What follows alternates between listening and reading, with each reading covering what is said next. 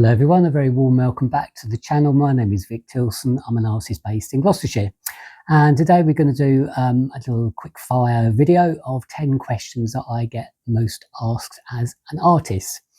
So without further ado, let's press on and hopefully you'll find out a little bit about the work and also a bit more about me.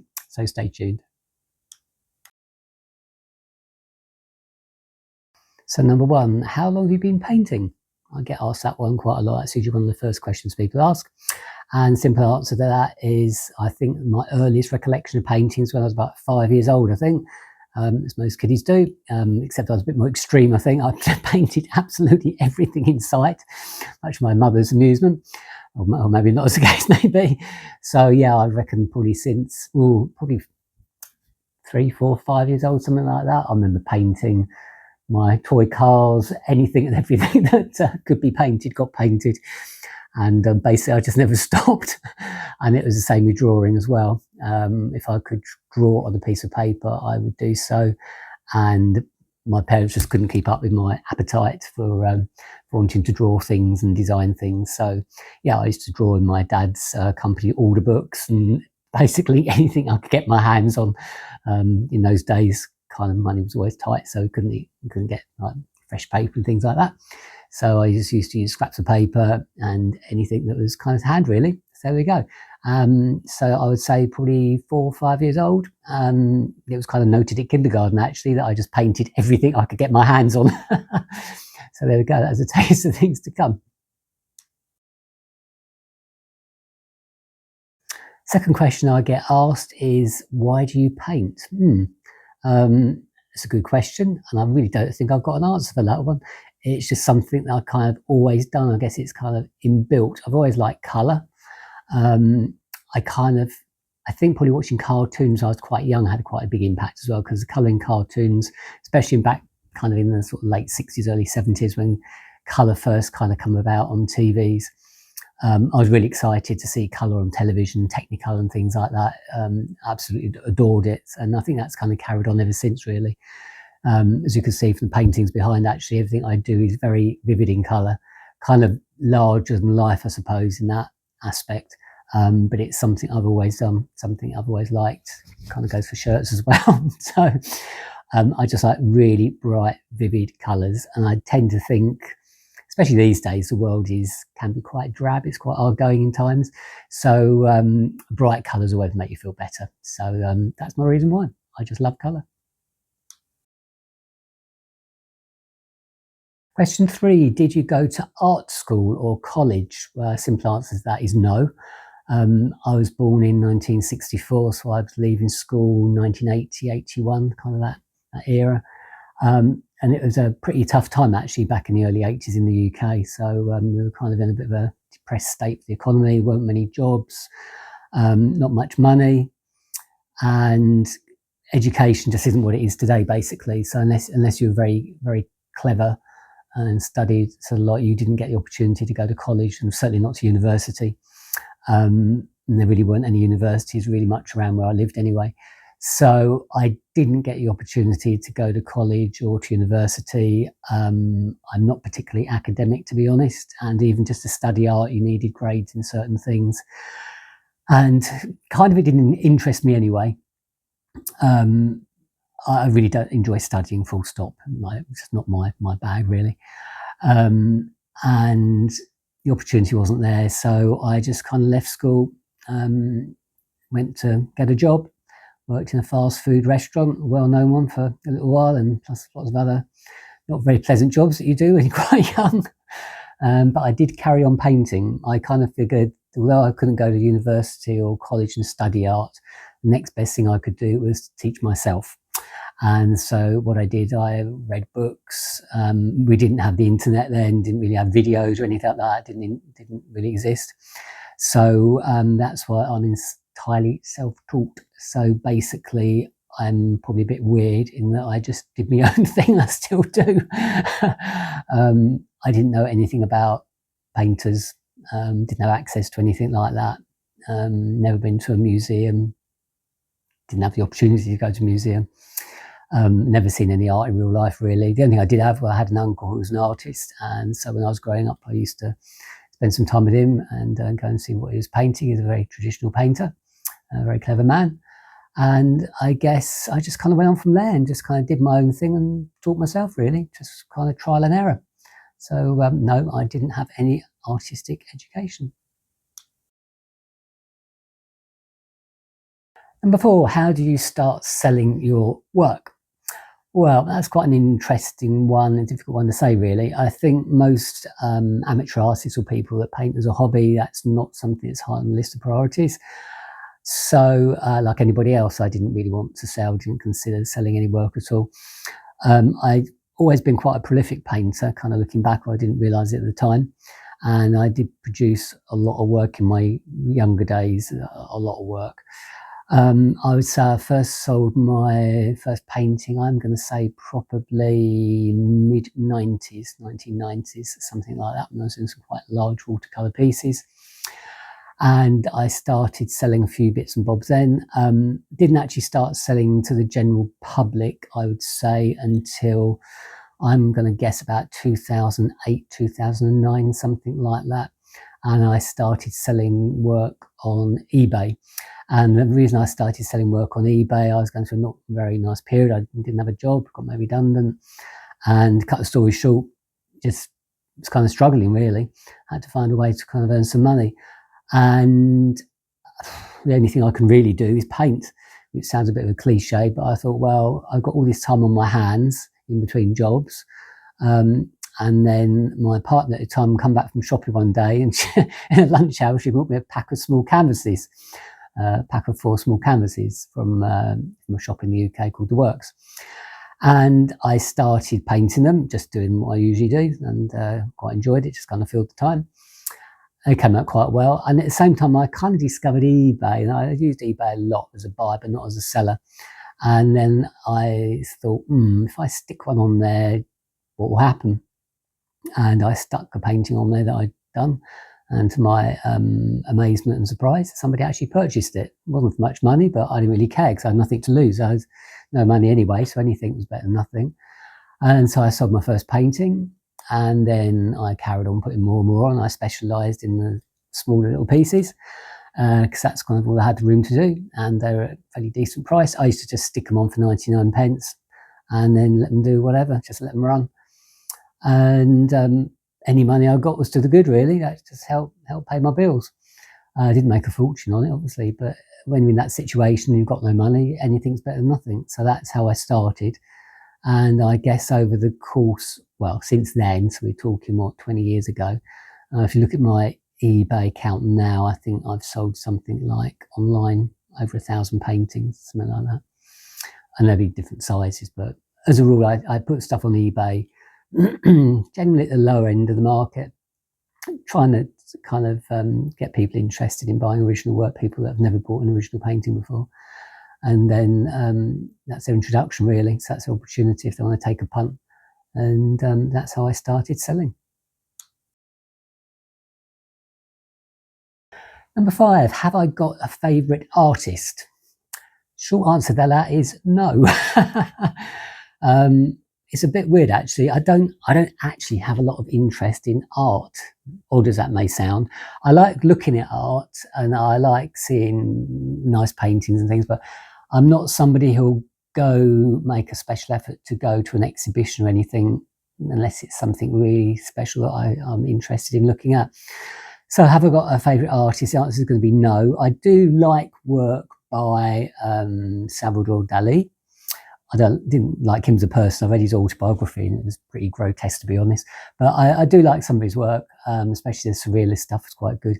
But I kind of like it from a perspective of the kind of imagination behind it, and also the painting techniques as well, and the way the colours are blended. I absolutely love the way colours are blended. He's an absolute master in blending colours. So if I'm looking for somebody that I like as an artist, I guess the nearest I'd say would be Dali. The other person that I really liked as an artist and as a person was an artist called Nancy Kaminsky. Now, Nancy she was quite famous actually in the UK, and I think she did stuff all around the world actually, probably in America and Canada as well. Back in the late 60s and early 70s, she did a TV show called Paint Along with Nancy. And when I was a little kid, on the school holidays, I used to catch this show on the morning TV. And each morning, basically, she would do an oil painting. So she'd have a plain canvas, she'd grit it up, and she'd have a painting, usually of vase of flowers or something or other, and she would teach people how to paint that particular subject. Sometimes it was fruit, flowers, that kind of thing. It was probably aimed at people who stayed at home back in the day, housewives, as they were known, but people who didn't go to work. And I just used to like that. It was just something that kind of interested me, and I liked the way she presented it. I liked the way she painted. She was a really fun character. Really enjoyed watching it, and she made it look so easy. And she was very kind of carefree about the way she did it. She used a palette knife. Nothing was too precise. The main thing was you enjoyed what you were doing, and the process was enjoyable. At the end, the painting kind of reflected that. It was something really nice for you to look at. And the important thing was, at the end of it, you had a nice painting to look at as well. So you achieved something. So she gave you kind of the whole package. In later years, actually, once I started selling work, I did contact Nancy. I realised she lived in the UK. And she was a really nice lady. She was in her early 90s, I think, at that stage. And I sent her some slides. This is how I've got some slides of my work. And I mailed them off to her, and to my absolute astonishment, I got a really nice letter back. And she just said something like, although we travel different paths, she really appreciated seeing the work, and she liked the colours and the shapes, and she could see I kind of had a grasp on something quite special. And she invited me to send her more work, because I progressed, which I did for a couple of years. And sadly, she passed away. But I'm really grateful for that, to actually kind of have contact with somebody you looked up to, an icon kind of thing, is quite special in your life. So I'm very grateful that our paths crossed. Number 6, have you got a favourite museum? I guess when people ask me that, I mean art museum. And the simple answer to that is no, I haven't actually. I've been to a lot of museums around the world. I've been really lucky, especially in my younger years. I didn't have like a formal training. So when I did a lot of traveling, I used to make a point of going to as many art museums as I could, to have a look from anything from kind of abstract, contemporary, to back to the great masters, Canaletto, things like that. The whole range. So I spent quite a lot of time in Italy. I visited Venice, Verona, most of the big cities in Italy, had a look at most of the major museums there. Likewise in Spain, I've been to a lot of museums in Spain, and America as well. I visited a really nice museum in St. Petersburg in Florida, which had a huge collection, large works by Dali, which were quite interesting. But as a rule, if I'm going to go to a museum, it will probably be something not connected with art, to be honest. I like to know how things work. My dad was an engineer, and that's kind of rubbed off on me a bit. So if there's a museum that explains how things work, like I love the Science Museum in London, that explains how things work. I like to know how technology works and what's behind gadgets and things like that. So I would probably be more interested in those kind of practical museums. I went to a very good one a couple of years ago in Rotterdam, and that was about oil exploration. That was really interesting. Thoroughly enjoyed that. But as art museums go, as a rule, no, I don't really go to them. Number 7, how many paintings have you done? Well, that's an interesting question. When obviously I didn't start counting paintings when I was kind of quite young, back in sort of painting in the 80s and 90s. I really only kind of started to make any kind of note of paintings when I started selling stuff on eBay. So like we're talking like 2006, something like that. And I used to kind of keep records of what I sold to who and whatnot. And then it kind of got to a stage where I didn't see the point, to be honest. It was kind of interesting to see what paintings sold, but people's taste is so wide and people's budgets are so wide. I just didn't see the relevance in it in the end. It would take too much time. So I kind of catalogued, I guess, probably about 1,000 paintings that I sold. And then after that, I just didn't keep track anymore, really, because I didn't really see any point. Sometimes I might make a note in a series. If I do a particular series of paintings, I might make a note how many I did in that series. But as a rule, I don't keep any facts or figures anymore, because there's just too many. So certainly in excess of 1,000 online as kind of commissions and stuff like that. Many more. So I really can't say. I'm guessing I'm probably in the region of about 1,500 paintings now, probably sold, but who knows.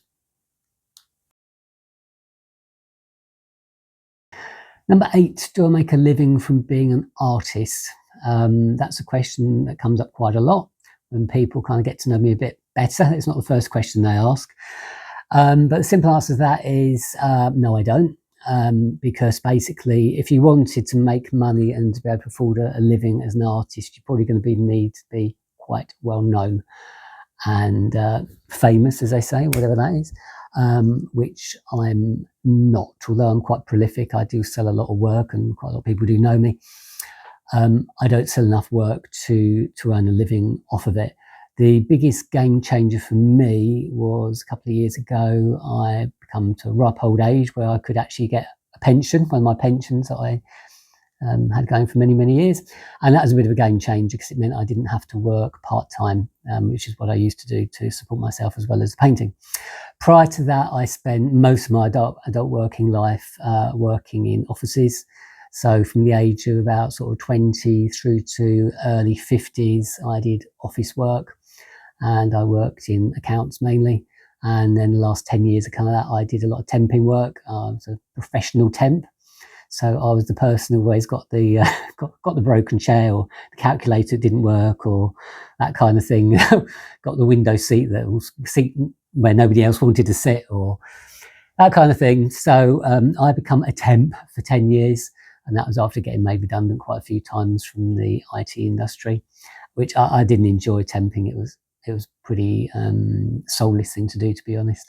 You're just kind of at a number. Nobody even really wants to bother to get to know you because, you're there one week, gone the next.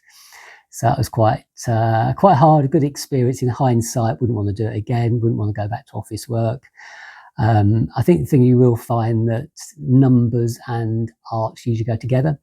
If you look at most painters, they're usually quite good at arithmetic and numbers, and I've enjoyed quite a few jobs which have been number crunching in accounts and things like that. I still quite enjoy numbers now. So that is something I did. So basically I spent 30 plus years working full-time jobs, 9 to 5, and then I would always paint in the evening. So most evenings I would be upstairs in my little box room and I would be painting. So I always painted every day. So that's the way I kept my hand in and kept my dream alive.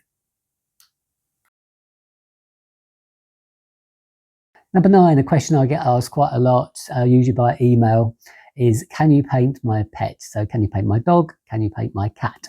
And the short answer to that is no. I'm an abstract artist. I don't do real things as such. I don't paint people. I don't paint buildings, rarely, if ever. And consequently, I don't paint cats, dogs, animals.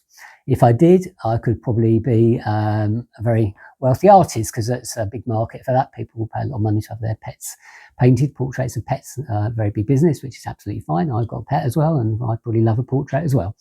But it's not something I do unless you want a really square-shaped cat with an orange head and a pink body or something. So please don't ask me.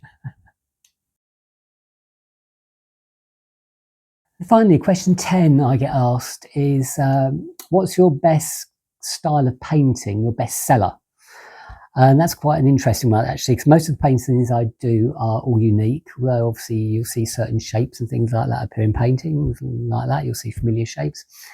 Most of the paintings I do are unique. I don't do prints, so everything you see for sale will be original.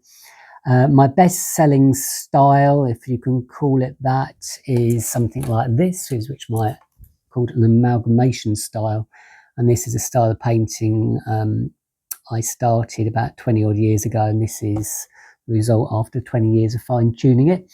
So this one here is called radial amalgamation because basically it comes out from the center out towards the edges, and I produce this using just 4 colors of paint. So it's red, white, blue and yellow, and they're mixed in a particular way and applied with a very small brush. And I carefully put the paint on to create this design. So this is a radial one. As I say, if you go in closer, you can see the mixes of the colour. No two are the same, and it really does depend on how I do the mix and also the temperature, the thickness of the paint. There's so many variables to this. I tend to do only like 2-hour sessions when I'm creating something like this, because it's not only is it quite hard to concentrate, it's I need to kind of keep it fresh. And after that time I tend to lose concentration a little bit. So 2-hour sessions when I'm creating something like this. So that's a radial one. I also do the wave amalgamation, which is again same kind of thing, but going zigzaggy down here. So take a closer look at that. You get some quite nice mixes on that. And I say it's only 4 colours, but the 4 colours work absolutely beautifully. So there you can see that one. And then finally, this is where it all started. This is a classic amalgamation, which is very kind of a random shape. This one is a bit darker, actually, more red in that one. But that's how they started about 20 odd years ago. And they were just random shapes before I kind of worked out how to fine tune it and control the paint. So if you see something by me, or you see an article about me or something like that, chances are it will mention amalgamation paintings. So that's what I'm most known for, and that's been my most successful series. So thank you very much for tuning in today. I hope you enjoyed that little Q&A session. It's given you a little insight into me and my work. If you'd like to subscribe to the channel, please do so. I'd like to invite you to do that. That would really be a big help to boosting the channel, and also give it the old thumbs up, as they say. That'd be absolutely super, and I'd really appreciate that. If you want to share this, anything you've seen on the channels, you're more than welcome to do so. It'd be absolutely super if you could do that. And mention me if you're looking for a painting. By all means, get in touch. If you've got any comments about anything I've said or anything you've seen on here, please just drop me a line below in the comments, and I will get back to you in person. So thanks a lot for your time. You take care, and I shall see you in the next video.